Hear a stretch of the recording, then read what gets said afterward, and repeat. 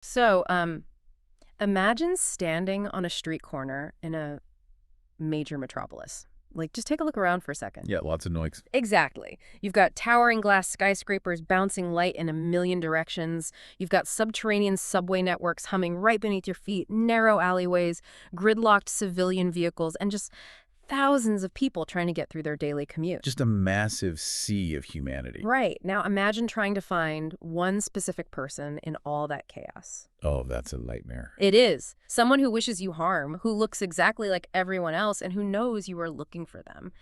That claustrophobic, overwhelmingly complex environment is where the future of human conflict is heading. It really is. We are not talking about vast open plains or, traditional battle lines today. We are plunging right into the dense, chaotic heart of the modern city to understand the rapidly shifting technological and, frankly, ethical paradigms of modern warfare. This deep dive is designed to help you, the listener, cut through the noise of daily headlines and really grasp the profound changes happening right beneath the surface of global security. Yeah, and the foundation for our exploration today is it's a groundbreaking series of writings Yeah. by Paramendra Kumar Bhagat. Such a fascinating source. It really is. We are specifically looking at a piece from 2026 titled Netizen, Mastering the Urban Battlefield, AI, Intelligence, and the Future of Warfare. Right. And Bhagat has managed to synthesize the tactical realities of soldiers on the ground with the most advanced theories in artificial intelligence and cyber operations. It creates this comprehensive look at where technology and human conflict intersect. It's just a phenomenal piece of work, and we are taking you on a massive journey through it today. A really massive one. Yeah. We'll start down in the dirt, examining the physical nightmare of urban combat. Then we'll look up to the skies at how AI-driven dragonfly swarms are completely rewiring how a military sees the battlefield. Which is wild. Totally wild. From there, we take a sharp turn into the digital realm to unpack this concept called reversible cyber warfare. And then we'll wrap up by zooming out to the grand strategic level to look at the mutually assured destruction spectrum, or MADIS. Right, so the overarching narrative here really moves from the microscopic movements of a single combatant all the way to the macro-level decisions that determine the fate of nations. Exactly. And the hook for me, like the premise running through Fagat's text that completely flipped my perspective, is the super counterintuitive idea. Oh, the ethical argument. Yes, the idea that deploying hyper-advanced autonomous killing machines and devastating cyber weapons might actually be the key to making warfare more ethical. It sounds so backwards at first. It does, and if we follow the logic to its extreme, these terrifying advancements might be the very things that eventually render large-scale war entirely obsolete. Yeah. But let's start with the physical reality.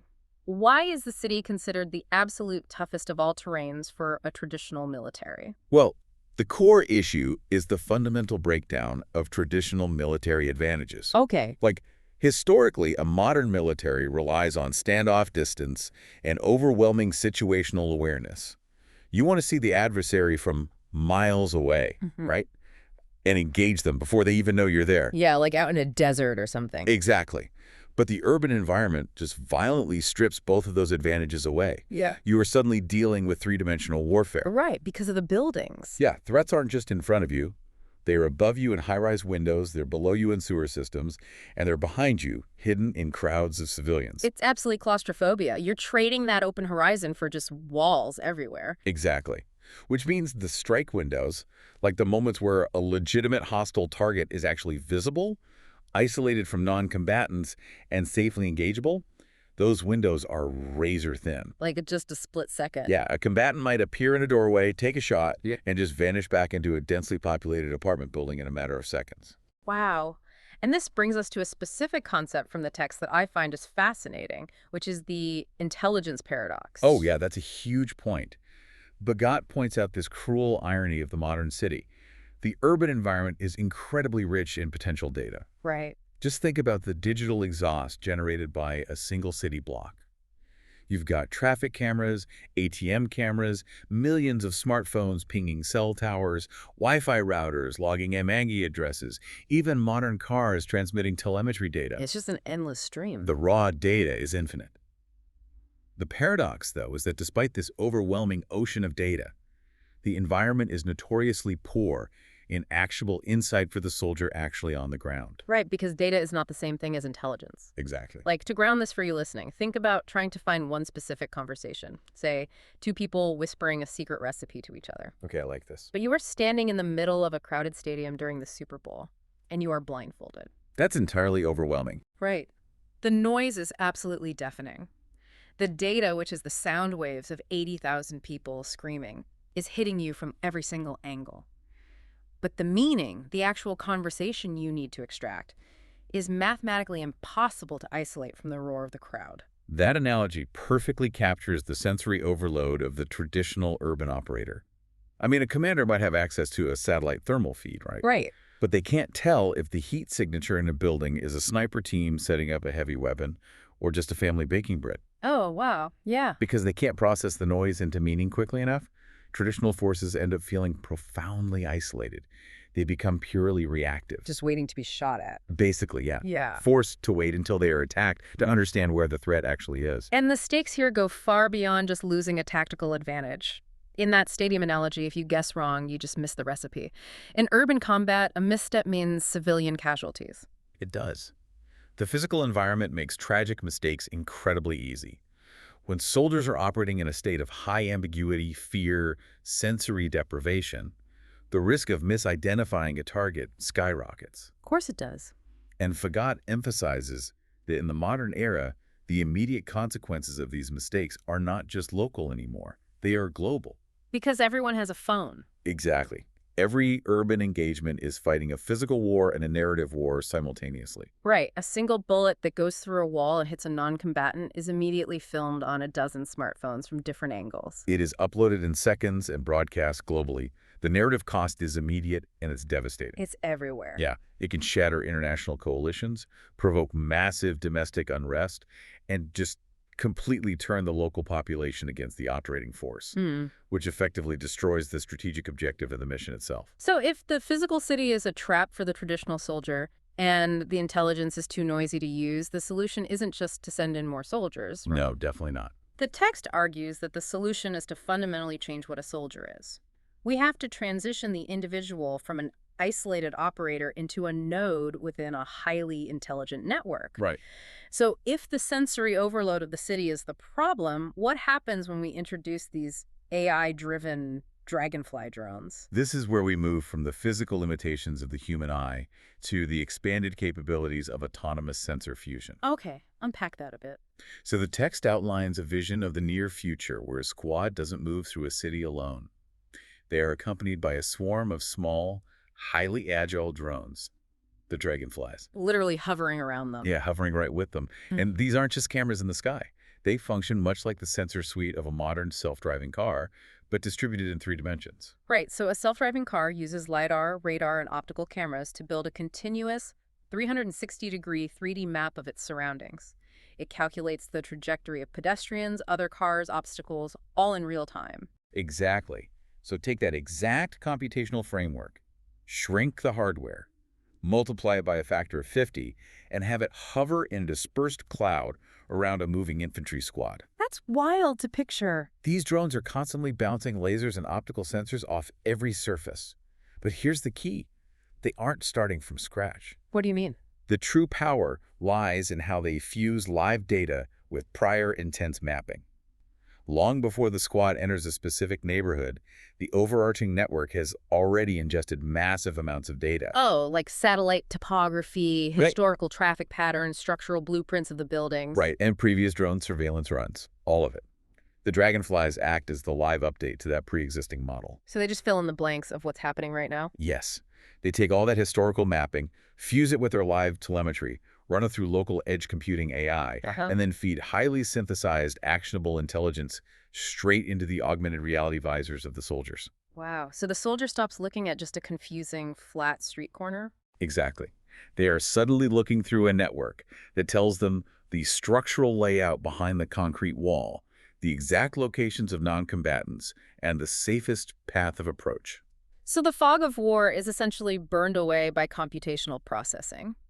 The network already knows the basement layout and the thermal baseline of the neighborhood before the soldier even puts a boot on the pavement. It's a complete paradigm shift. And this brings us to one of the most, honestly, wild capabilities mentioned in the source material, like how these systems identify The hostility. behavioral analysis stuff. Yeah. I always imagined threat detection was about identifying a weapon. You train a computer vision model to recognize the shape of an AK-47, and when it sees one, it flags it.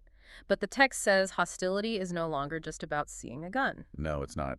Because relying solely on weapon detection is just too slow for the urban environment. By the time you see the gun, it's too late. Exactly. By the time a weapon is drawn and visible to a camera, the threat is already active. Fagat details how machine-scale AI utilizes advanced biometric and behavioral analysis. It scans the environment for hostility markers that actually precede the physical presentation of a weapon. That is crazy. It analyzes human posture, micromovements, gait, contextual behavioral cues. So it's looking at the biomechanics of how someone is, like, literally just walking down the street. Yeah, consider the physiological differences in movement. A civilian who is simply trying to get home through a contested area will typically exhibit a loose, hurried posture. Their head movements might be erratic, driven by general fear. Right, they just want to get out of there. But a hostile combatant, even if their weapon is totally concealed under a jacket, they move differently. They might have a rigid, hypervigilant posture, their walking speed, the way they scan rooftops for sniper positions. Or the way they lean their weight to favor the side with the concealed weapon. Yes, exactly. Those are all micro-expressions of intent. And the system processes all these tiny data points in milliseconds, comparing them against millions of hours of training footage, and flags the anomaly long before a shot is fired. It's predictive, essentially.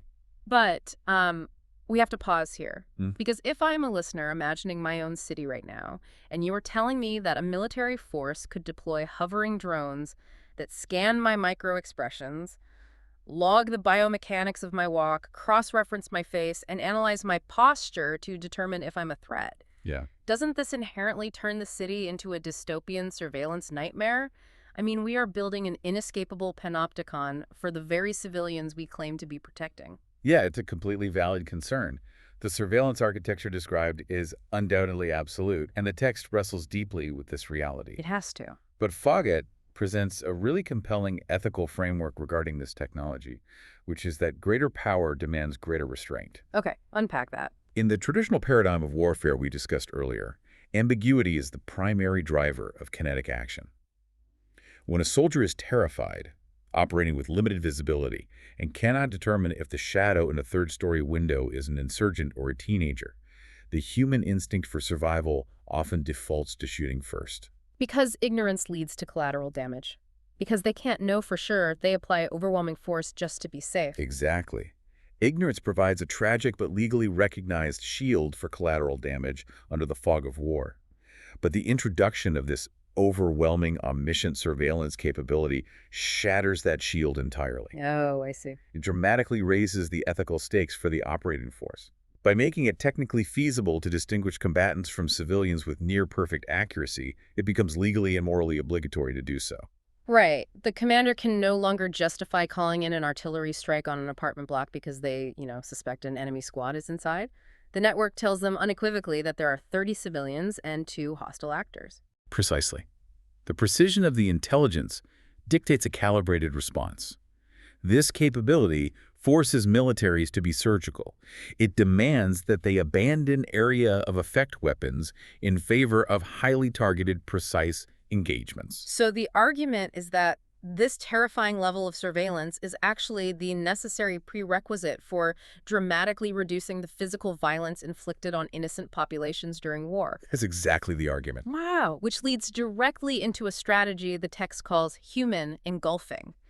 Now, this sounds like a super aggressive term, but it's actually about leveraging the civilian population in a completely non-kinetic way, right? Yeah, it's a fascinating sociological approach. It relies on a fundamental truth of urban conflict, which is that the vast majority of people in a city zone simply want to survive. Of course. They are seeking peace, normalcy, and just a way out of the crossfire. Historically, occupying forces have really struggled to separate insurgents from this neutral population. But with a robust intelligence network actively parsing out non-combatants, a remarkable psychological shift occurs. The strategy turns the civilians into passive partners. You essentially wrap the hostile actors in a sea of identified, tracked neutrality. Yes. Put yourself in the mindset of an insurgent fighter for a second. Your primary tactical advantage is camouflage, your ability to blend into the civilian populace and move unseen. Just disappear into the crowd. But if the hovering network is constantly authenticating the civilians and isolating anomalies, your camouflage completely evaporates. The hostile actor suddenly realizes that the environment itself is hostile to them. Because they stick out like a sore thumb to the algorithm. Exactly. They cannot move without triggering a behavioral anomaly alert. This psychologically isolates the threat. Instead of the traditional military feelings surrounded by a hostile, unknowable city, the insurgent is the one who feels utterly exposed and outnumbered by a network that sees absolutely everything. That is a total role reversal. And the text also mentions biometric geotagging in this context, too. It's not just about tracking the enemy, it's about the absolute security of the friendly nodes in the network, right? It is. The commanders maintain persistent, high-fidelity tracking of every individual soldier's biometrics and location. Wow. So if a soldier is wounded, their vitals are instantly broadcast to medical teams. If a soldier gets cut off from the main squad or is captured, the system knows their precise coordinates down to the centimeter, enabling rapid, highly targeted extraction operations. But we should probably also touch on the kinetic conclusion of this network. Like, the text doesn't shy away from the fact that eventually force has to be applied. No, it doesn't. But we aren't just talking about a human pulling a trigger based on drone data. We are talking about the deployment of tiny autonomous weapons. Right. The emergence of micromunitions and autonomous delivery systems fundamentally changes the concept of physical risk. How so? Because the intelligence network has already identified the hostile actor with a really high degree of confidence, human soldiers do not need to physically kick down a door and enter a room to neutralize the threat. They can establish a safe standoff distance. They identify the threat from 2 blocks away, and then, authorize a swarm of small, highly mobile, explosive-laden drones to navigate the alleyways and deliver a precise, targeted effect through a window. That's exactly it. It minimizes the physical risk to the human operator while maintaining that strict discrimination between the target and the surrounding civilians. It's just wild to picture, but the overarching theme of this ground-level combat is using AI and autonomous systems to minimize physical risk and kinetic collateral damage. Yes? However, as we zoom out from the tactical squad level, Agat suggests that the most profound evolution of modern conflict doesn't actually involve explosives at all. No, it doesn't. The most effective weapon of the future might simply be turning off the lights. Let's move into the digital realm and examine reversible cyber warfare. Yeah, this is a huge shift. The ultimate Ctrl plus Z of global conflict. Like, reversibility is such a fascinating concept because it completely upends how we think about the permanence of war. Walk us through the core definition here. Sure. Reversible cyber warfare encompasses operations designed to produce severe, systemic, but ultimately temporary and controllable effects. Okay. The defining characteristic is that the damage can be entirely undone by the attacking force once their strategic or military objectives have been achieved. To understand the gravity of this, we really have to contrast it with kinetic warfare. When militaries use the term kinetic, they are talking about the application of physical force, right? Right. Missiles, artillery shells, bombs. Kinetic action relies on physics to shatter matter. It is inherently permanent. If you blow up a power plant, you are destroying turbines, melting steel, obliterating infrastructure. Rebuilding it requires years of engineering, billions of dollars, massive logistical supply chains. But a reversible cyber attack on that same power plant aims for the exact same strategic outcome, which is denying the enemy electricity. But without the bombs. Exactly. It achieves this by manipulating the digital control systems rather than destroying the physical turbines. Theoretically, the attacker can plunge a city into darkness for a week, and then upon the enemy's surrender, flip a digital switch and bring the grid back online flawlessly the next morning. It's like magic compared to dropping a bomb.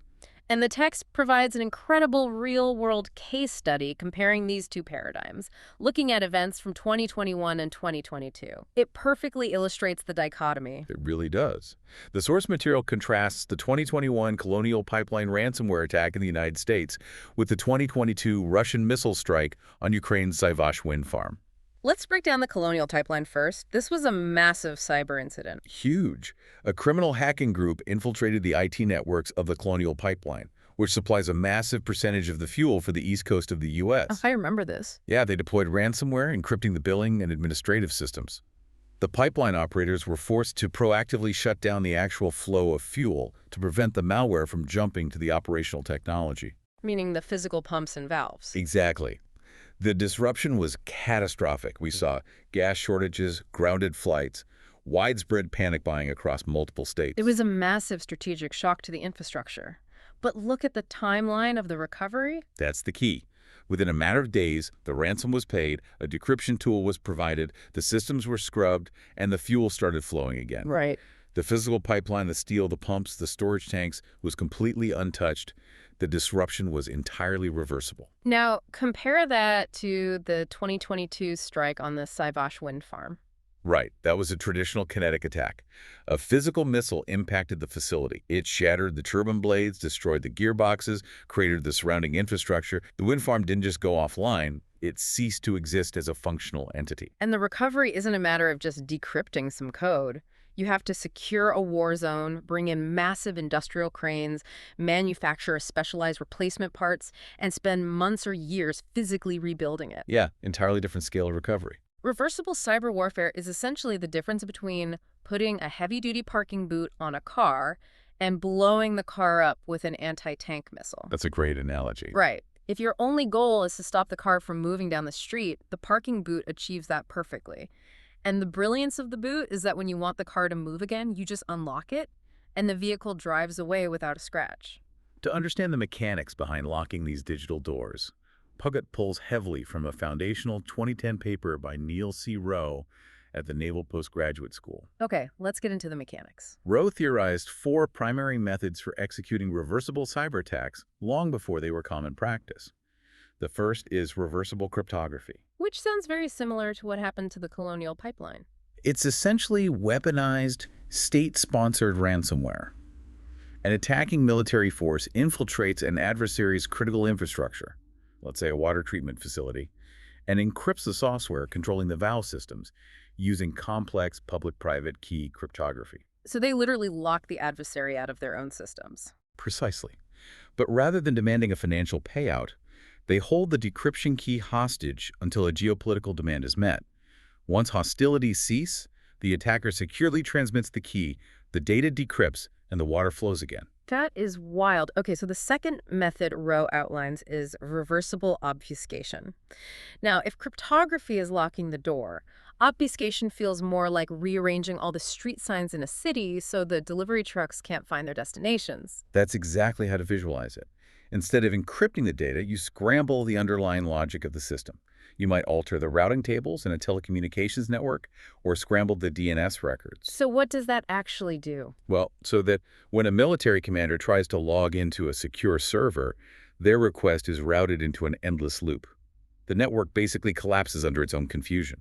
But how is it reversible? The reversibility comes from the fact that the attacker used a specific proprietary algorithm to scramble the data. They know exactly how to reverse the algorithm to restore the routing tables to their original state instantly. Clever. Okay, method number 3 is data withholding with caching.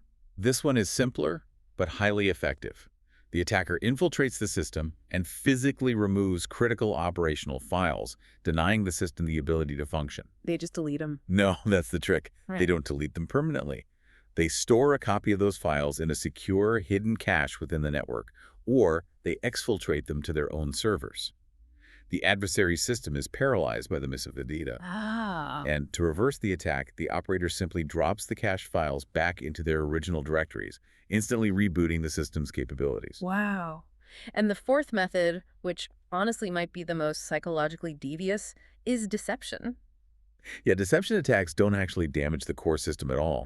They manipulate the telemetry and diagnostic indicators to convince the human operators that the system is broken. Oh, wow. You infiltrate a power plant's control room software and trigger massive cascading fake error messages.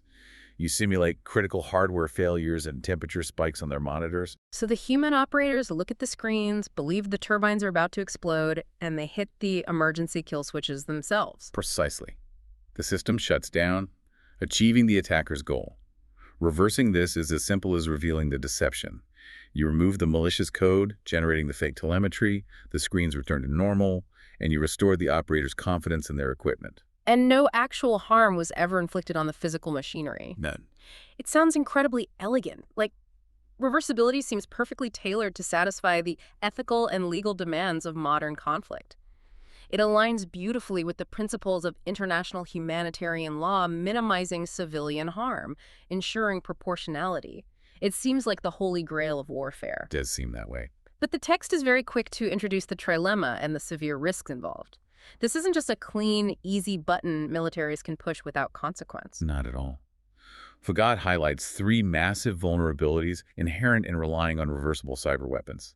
The first is the immense risk of uncontrollable spread. Digital borders are entirely porous. A cyber weapon designed to target a specific military logistics hub doesn't actually understand geographical boundaries. And we saw the ultimate example of this with NotPetya, right? Yes. Like, what started as an attack targeting Ukrainian tax software escaped into the wild and brought the global shipping giant Maersk to its knees, causing billions of dollars in collateral damage to entirely neutral third parties. A parking boot doesn't accidentally replicate itself and lock up every car in the city, but a poorly coded cyber weapon absolutely can. Exactly. And the second major risk is the issue of trust and verification. Let's assume you execute a flawless, reversible cryptography attack on an enemy's air defense network, and later you provide them with the decryption key. Okay. Why on earth would the adversary trust that you haven't left a hidden backdoor or a logic bomb buried deep in the code? Oh, they wouldn't. They would assume the network is permanently compromised. Right. They would be forced to treat the entire architecture as untrustworthy. They might refuse to use it, opting instead to tear out the servers and rebuild the network from scratch. In that scenario, your elegantly designed reversible attack just resulted in permanent, highly expensive destruction anyway, defeating the entire purpose of the strategy. And the third risk is the most volatile, which is miscalculation and the adversary's response. This is what keeps strategists awake at night. Intent is incredibly difficult to signal in cyberspace. What do you mean? If you launch a reversible obfuscation attack that blinds an enemy's early warning radar systems, you know your intent is non-lethal and temporary. You are just trying to create a brief window of opportunity. Right. But the adversary's commanders sitting in a bunker don't know your intent. All they know is that their screens just went dark. So in the absence of information, they assume the worst. They assume the blinding of their radar is the preparatory phase for a massive kinetic nuclear strike. And because they assume a kinetic strike is incoming, they respond kinetically. They launch physical missiles in retaliation. So your non-lethal temporary cyber trick just inadvertently triggered a hot kinetic war. Exactly. This highlights the cyber trilemma Bhagat discusses. Cyber operations are often too slow to develop, requiring months of infiltration. Or they're too weak in their immediate physical impact compared to a bomb. Or they're too volatile and unpredictable to control reliably. So if there are all these cascading risks, uncontrollable spread, lack of trust, accidental escalation into a hot war, why would a military command structure choose to rely on them? Why risk a global malware pandemic just to temporarily turn off a power grid? Well, the answer, according to the text, is that in the modern urban battlefield, the most important terrain isn't physical, it's cognitive. We are moving into Section 4, the narrative battlefield and the absolute necessity of winning the war of perception. We touched on this briefly when discussing the smartphones in the urban environment, but it demands deeper analysis. The narrative war is the relentless contest for public opinion, domestic stability, international legitimacy, and the moral high ground. Yeah. In the hyper-connected modern era, winning that narrative is frequently more decisive than winning the actual kinetic exchange of fire. It is. The text points out how urban environments act as a massive magnifying glass for narrative risks. You aren't fighting in an isolated jungle or a desolate mountain range. Tactical engagements happen on street corners, surrounded by high-density populations, armed with 4K cameras and 5G connections. So the global spectacle of violence is immediate. Traditional kinetic strikes produce an inescapable visual legacy. Rubble, blackened buildings, cratered roads, destroyed hospitals, and broken bodies. This physical destruction is exactly what adversaries want you to produce. Why? Because they can use it. Yes. They will ruthlessly and effectively exploit the imagery of grieving families standing in the ruins of their homes. They will use it to fuel accusations of war crimes, disproportionate force, imperial aggression. And that imagery erodes the attacking force's domestic political support. It alienates international allies who just don't want to be associated with the carnage. And most importantly, as the text notes, rubble invites higher reparations and cements enduring resentment. It creates a permanent physical scar on the city and a psychological scar on a generation of citizens, ensuring that post-conflict stabilization is virtually impossible. You might win the firefight, but you breed an insurgency that lasts for decades. Precisely. But reversible cyber tools offer a completely different narrative pathway. There is a phrase in the source material that is profoundly striking. 40 days of damage in a few hours. Yeah, let's analyze the sheer scale of what that implies. Imagine possessing the capability to inflict massive, crippling systemic shock to an adversary without dropping a single bomb. You systematically shut down their supply chains, their telecommunications, their financial clearinghouses, their power grids. Just turning everything off. You completely paralyze their state apparatus and their ability to coordinate a military response. You deliver the equivalent operational disruption of a grueling 40-day kinetic bombing campaign, but you achieve it in a matter of hours through synchronized cyber effects. It is an overwhelming wave of digital paralysis. The adversary is completely neutralized. But the narrative brilliance emerges in what happens next. Once your strategic objectives are secured, once the regime capitulates or the contested territory is occupied, you swiftly and decisively restore normalcy. You execute the Control+Z. You unlock all the parking booths across the city simultaneously. You bring the grids back online. And this act fundamentally rewrites the narrative equation of conquest. It provides a massive, unparalleled propaganda windfall for the attacking force by completely denying the enemy their own propaganda material. Because there is no rubble. Zero rubble. There are no viral videos of crying children pulled from collapsed buildings. There are no decimated hospitals. Yeah. Reversibility acts as a massive coercive stick, the terrifying systemic disruption, but it is uniquely paired with a built-in carrot of immediate restoration. Right. The occupying force can broadcast a message to the conquered population. We only fought your corrupt military apparatus. Look around. Your homes still stand, your water still flows, your hospitals are fully functional. We are in absolute control, and we have deliberately chosen restraint and mercy. Wow. I have to pause and explore the ethical reality of this with you, though. Yeah. I want you to really envision the scenario. Let's say a foreign military hacks into your city's infrastructure and turns everything off. They paralyze the traffic lights, the communication networks, the emergency response systems, the power grid. Total blackout. Yes. 2 days later, they turn it all back on and proclaim, see, no permanent damage. But what happens during those 48 hours? People on ventilators and hospitals are put at extreme risk as backup generators fail. Families are separated and unable to contact each other. It's chaos. The basic societal trust in the safety of your environment, the trust in your local governance to protect you from the dark, is completely and utterly shattered. The psychological terror of a sudden, inexplicable societal collapse is profound. Oh, absolutely. Does the label reversible actually equate to harmless? Because the psychological scars, the trauma of that vulnerability, they don't just magically disappear when the lights come back on. Yeah, that is a super sophisticated and necessary critique, and Fagat's text does not shy away from it at all. Reversibility is absolutely not a panacea for the horrors of conflict. No. Temporary disruptions at a societal scale cause profound, lasting trauma. The loss of civil trust, the massive economic shock to local businesses, the sheer terror of sudden vulnerability, those are very real casualties of a cyber attack. And the adversary will still attempt to weaponize that terror, portraying the attacker as callous and fundamentally dangerous to civilian life. So it's not a magic shield against narrative blowback. It is not. However, the legal and ethical frameworks of war operate on a brutal comparative calculus. What do you... The choice is rarely between a reversible cyber attack and perfect uninterrupted peace. The choice facing a commander is between a reversible cyber attack that darkens a city for 2 days and a kinetic bombing run that permanently vaporizes the power plant and kills the 50 engineers working inside it. Oh, okay, when you put it like that. Right.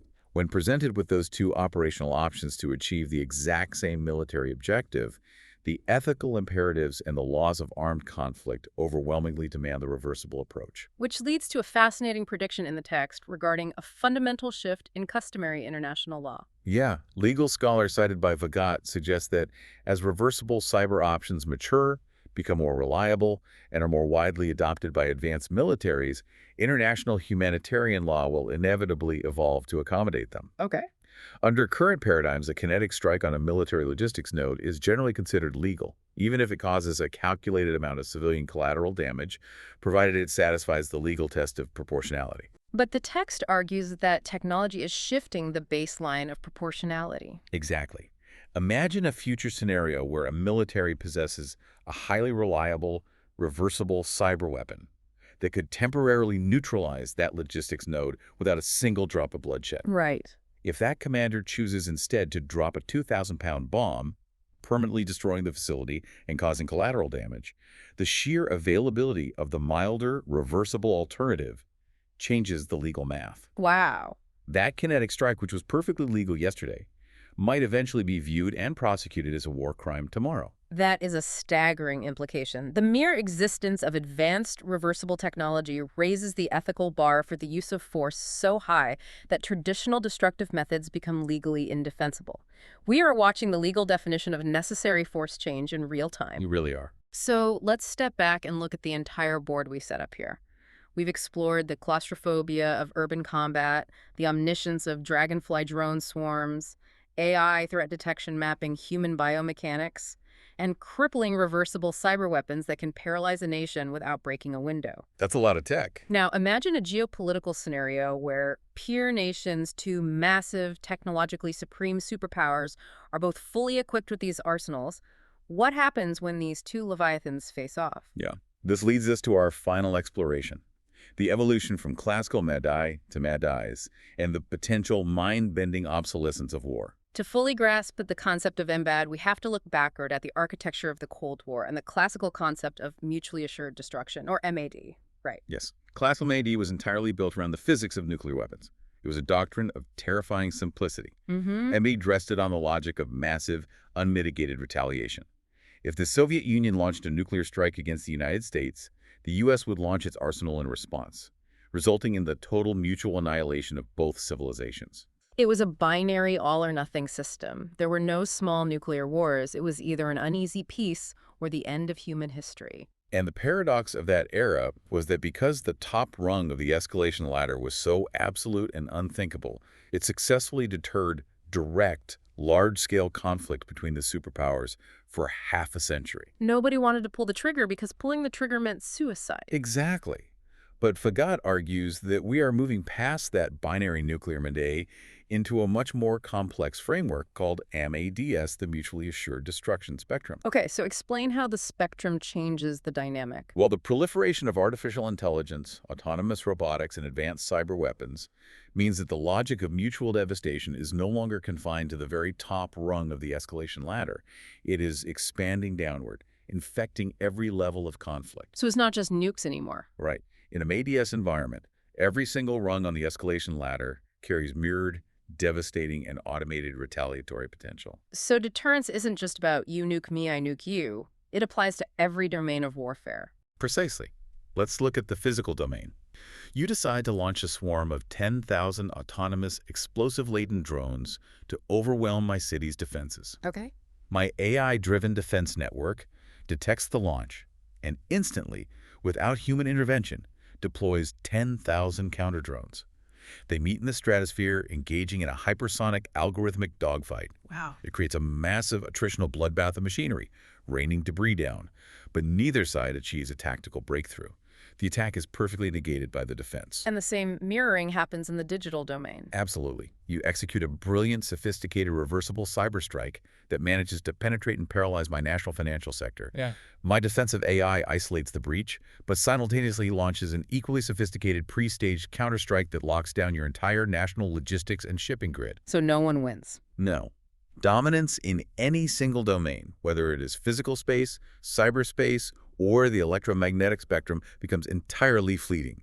The moment one nation gains a technological or tactical edge, the adversary's machine learning algorithms adapt and match it in milliseconds. It creates a state of perfectly mirrored, high-speed devastation. The conflict compresses in time because the AIs are reacting faster than human thought, but it multiplies infinitely in complexity. And this compression makes limited wars between peer nations incredibly unstable and virtually impossible to contain. In the 20th century, you could have a border skirmish or a localized proxy war that remained geographically and technologically contained. Right. But in a mature MAS environment, an autonomous system might misinterpret a minor cyber probe as an attack, triggering an automated algorithmic response that instantly escalates into total infrastructure paralysis across both nations before a human leader even gets out of bed. That is genuinely terrifying.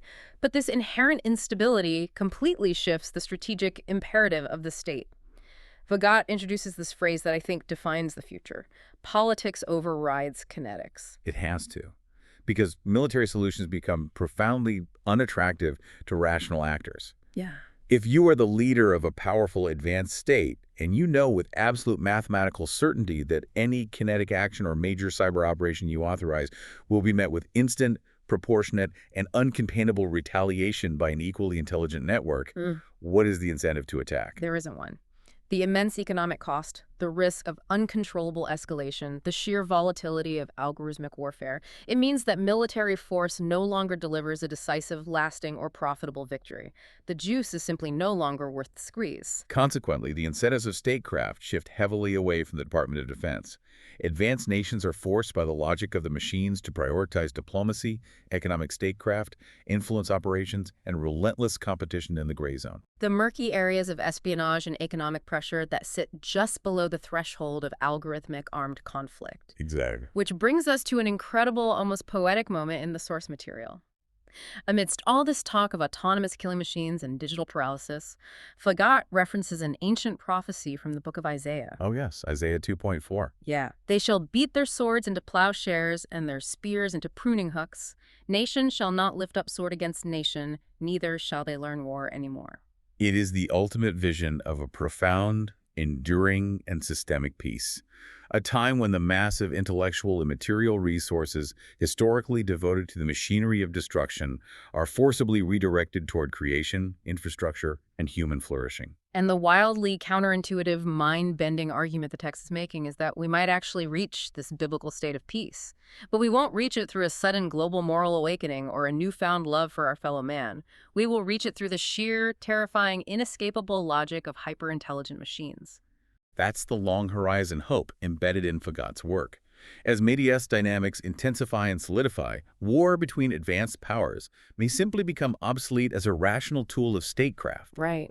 The destructive symmetry between these AI-driven systems becomes so absolute, so impenetrable, that rational actors are left with literally no choice but to seek alternative methods of conflict resolution. Because war is just pointless suicide. Right. Kinetic conflict gives way to enforced, begrudging cooperation on global issues like climate change, space exploration, technology governance, simply because the alternative is instant, automated, mutual ruin. It is the ultimate paradox of human history. We spend centuries building the most terrifying, efficient weapons imaginable, and the sheer perfection of those weapons is what finally forces us to stop fighting. It's beautiful in a very dark way. But we have to provide the crucial caveat here. We cannot end on pure utopianism because the expert analysis in the text lands very firmly on two words: not yet. Yeah, not yet. That is the most critical phrase in this entire strategic analysis. We're not currently living in the era of Isaiah. We're living in a highly dangerous, incredibly volatile transition period. Why is this specific moment in history so dangerous, though? If the tools are being built, shouldn't the peace be settling in? Because the technological maturation across the globe is uneven. The medias framework relies on symmetry, but the world is currently asymmetrical. Right, not everyone has the same tech. Exactly. Not all actors on the global stage are technological peers. You have a handful of nations with advanced integrated AI and drone capabilities, and dozens of others still relying on traditional industrial-era kinetic armies. And it's not just about the technology, it's about the psychology of the actors wielding it. Yes. Authoritarian regimes, rogue states, or highly motivated non-state terrorist groups do not calculate risk using the same rational frameworks as established superpowers.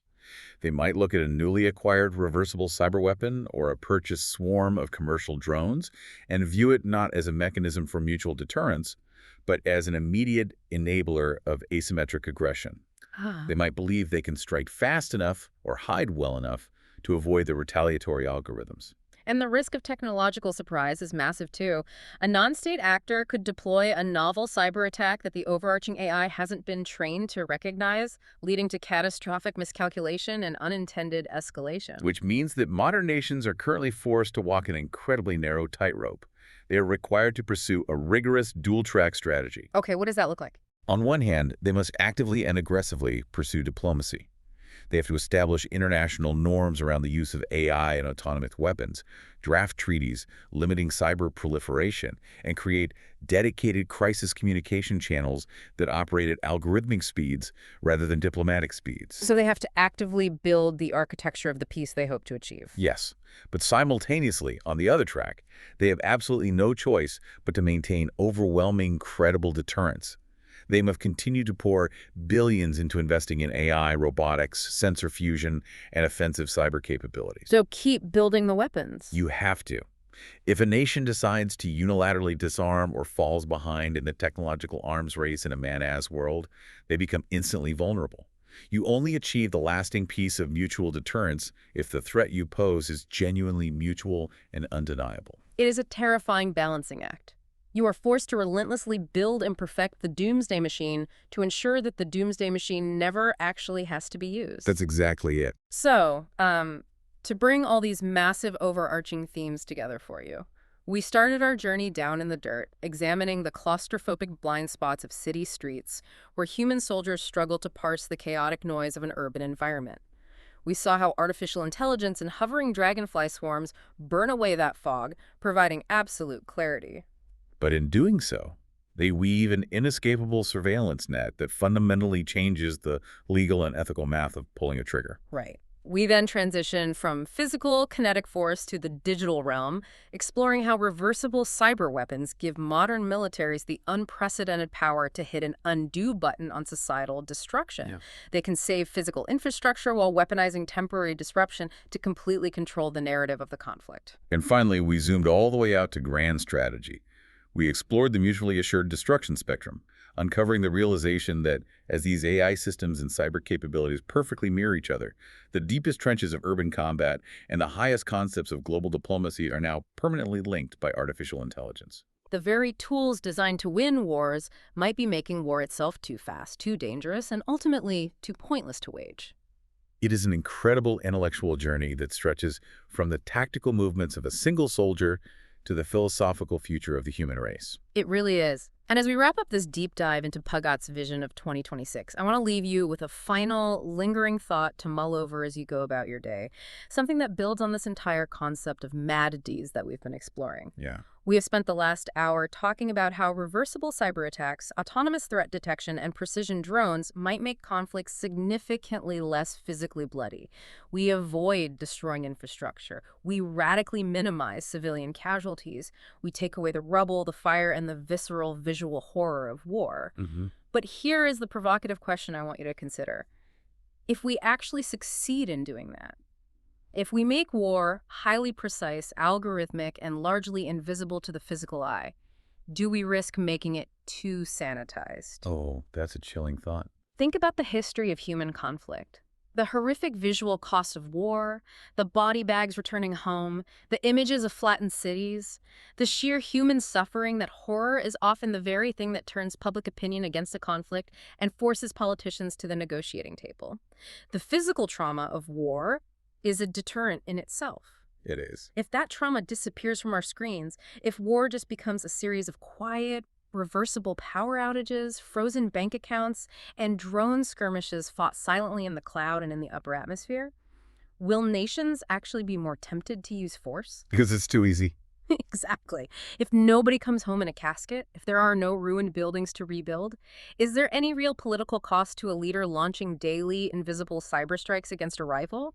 By removing the blood and the rubble from the battlefield, do we unintentionally lock ourselves into a perpetual, sanitized world war, a quiet, algorithmic conflict that never quite destroys us, but never, ever truly ends? Wow. It's something to think about. Keep diving deep.